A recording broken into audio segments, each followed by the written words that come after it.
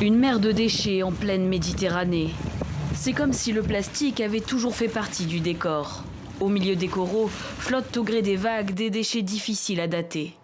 Ici, dans les calanques de Marseille, la zone est protégée.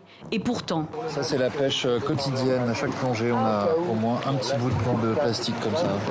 Peu à peu, la Grande Bleue se transforme en grande décharge. Dans un rapport, le WWF alerte. 600 000 tonnes de plastique y sont déversées chaque année. Et la France en rejette la plus grosse partie, soit 11 200 tonnes. Problème, ces plastiques se retrouvent jusque dans les corps des animaux marins.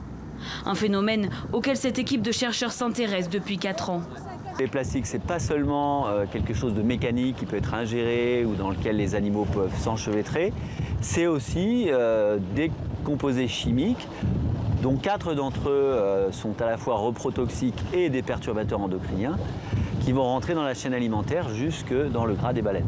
Alors, quelle solution reste-t-il pour protéger ces écosystèmes déjà fragiles et altérés par ces pollutions? Ça peut être de mise en place ou d'extension de zones protégées pour les mammifères marins et pour d'autres espèces d'ailleurs, s'attaquer à la pollution plastique. Et évidemment le réchauffement climatique dont la Méditerranée est un exemple malheureusement criant. Donc c'est aussi à toutes ces menaces dont il faut faire baisser le niveau.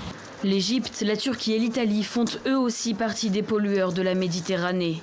Alors, à la veille de la Journée mondiale pour les océans, le WWF demande aux 22 États du pourtour méditerranéen de limiter les fuites de plastique en mer. Des fuites qui malheureusement concernent toute la planète et tous les types de cours d'eau.